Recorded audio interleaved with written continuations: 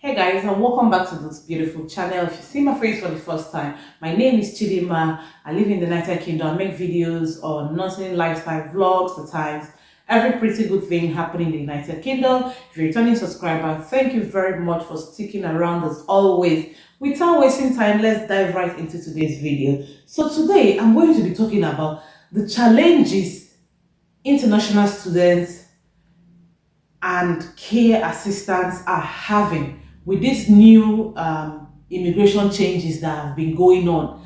In fact, it's not new because it's been going on since January. It started with students not being able to bring dependents anymore and moved down to March 11th, where they said if you haven't gotten a health and care visa and you are a carer from March 11th, you can no longer bring your dependent. And even if you switch from any other visa to the health and care visa after March 11, your dependent cannot stay if you got that job as a care assistant. Doctors, nurses, all those other ones are not affected. But after that March 11th, anybody you bring into any visa you get that has to do with care job, your dependent cannot stay. And guys, people are going mental. People are going mental in this country with all these rules. Because now, for the students, fine, they gave them a long time to say students can no longer bring dependents. So even the ones that were processing their admissions there, some decided to stop because they already knew that what's the point? My family is not going with me. Do you get? But the challenge again is it was good for those that decided not to come in because, what benefit is it for them not to bring their family? But how about those that are in the UK? So the ones that are in the UK after graduating can't even find another job. Can't find a job that will pay them up to 38,700, as the government said, if you're going on a skilled worker visa that is not health and care. And okay, you choose to go to the health and care visa section and you want to be a carer. Your children, your wife, your husband, your children, they can't stay anymore. They have to leave if that is happening after that March 11. So you see the situation people have found themselves. Because trust me, the only reason why you see that international students, especially from Nigeria or maybe some other African countries or wherever, are getting visas that has to do with care job after studying and paying £19,000, £18,000, £16,000.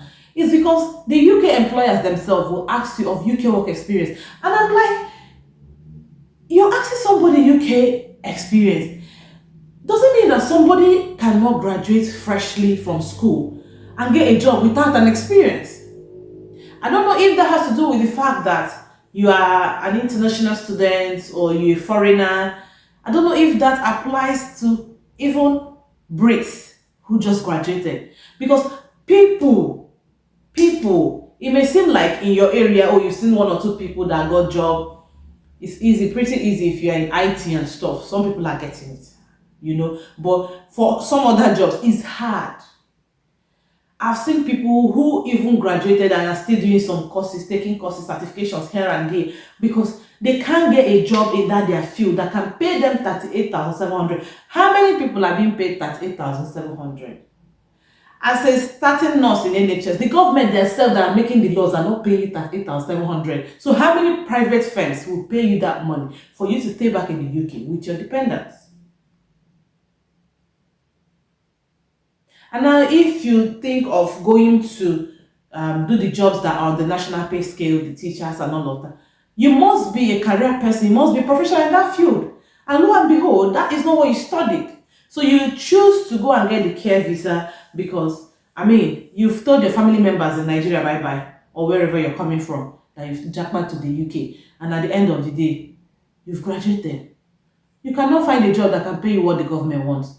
You get the care visa, they're saying, oh, your wife and your children can no longer stay, or your husband and your children can no longer stay. So people are going mental, like people are developing mental health issue in this country. And of course, a lot of people have left back to their home country.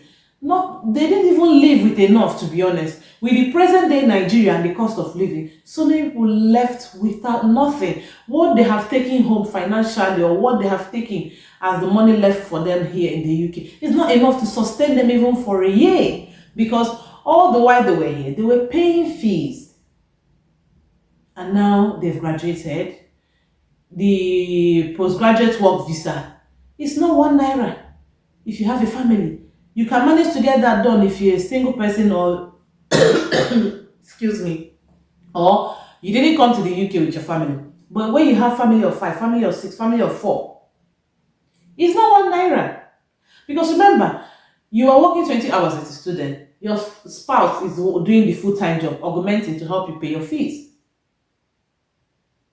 So it's not beans, and that's why a lot of people cannot afford it. And in this country is not a country where you can borrow. Borrow from who? People that have, they want to borrow from, they have bills to pay. So it's quite challenging, and I hope that at some point the UK government will sit down and think about this critically, because people now, okay, you manage to graduate and you now get a job and it's a care job, but then your family can't stay back.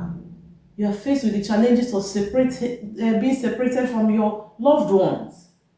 It's I don't know, to be honest. It's devastating. It's devastating. As I'm talking to you guys currently, I know somebody who is presently in this situation. They don't know whether they go forward or backward. Because even now, the care assistant job with visa sponsorship, you will do like this before you will get it.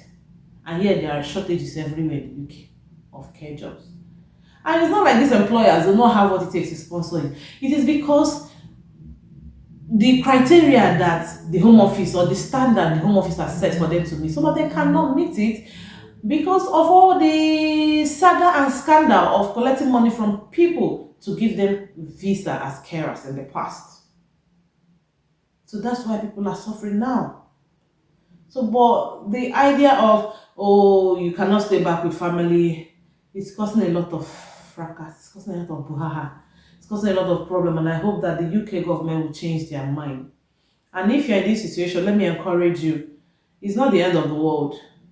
That's why I say, when you leave your country and you're going to another country and you're not yet a permanent resident, live like a visitor you are.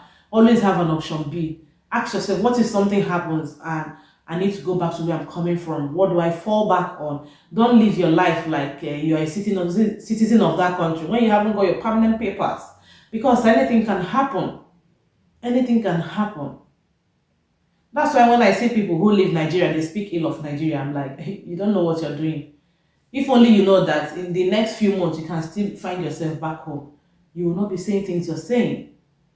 Some of us come to the UK and will live our life like we've gotten British passport. You don't live your life like, you have to, that is the mentality everyone should have as far as immigration is concerned. So long as you're leaving your country to another man's country, you must have to live like the visitor you are and make a plan B until you get your permanent residency. Because you're subject to immigration control. And when you hear somebody saying being subject to immigration control, it means that you're subject to all the changes that comes with immigration policies. Anything can happen. Any government can spill anything as regards changing policies, of which you can't challenge it because you're in a foreign country. So please, if you're watching this video and you're planning to come to the UK, always, even if it's not the UK, to wherever you're going to, so long as it's not your country and you don't have the permanent papers to live there, you're in a work visa, you live like a visitor you are, and always have option B. Always have a plan B. Savings is very important. Savings is very, very important. And that reminds me, if you're coming to this country now as a care assistant, make sure that you're ready. If you're married, make sure you're ready to stay in this country without your family until all the rules change. Because I know one day to change. The UK immigration rules are like this. When it's not favoring them, they will make it sound so sweet and open their gate. When they feel they've had enough, they will close it. So that's how the UK is. But if you are in this situation where you don't know whether you're going back, you're going forward, don't worry, the Lord is your strength. If it gets to the point where you can't cope and you need to go home and start up your life. If you still want to come back to the UK, do due diligence. You already know the system, having been exposed to it for a short time. And when the policies change, you return. It is better than being illegal or becoming an overstayer. It's better that you leave the country and return back in due course. So many people have done that. It's not the end of the world. And I hope this encourages somebody out there. It's so sad, guys. It's so sad. I don't know. This video, I don't know how I feel because a lot of people are in this situation right now. But whatever, fingers crossed, and we hope that the UK government will revisit this again. I'll see you guys in my next video. If you haven't subscribed, please subscribe to the channel. Subscribe to the channel. Give the video a thumbs up so that YouTube can recommend it to others. I will see you guys in my next video. Bye bye.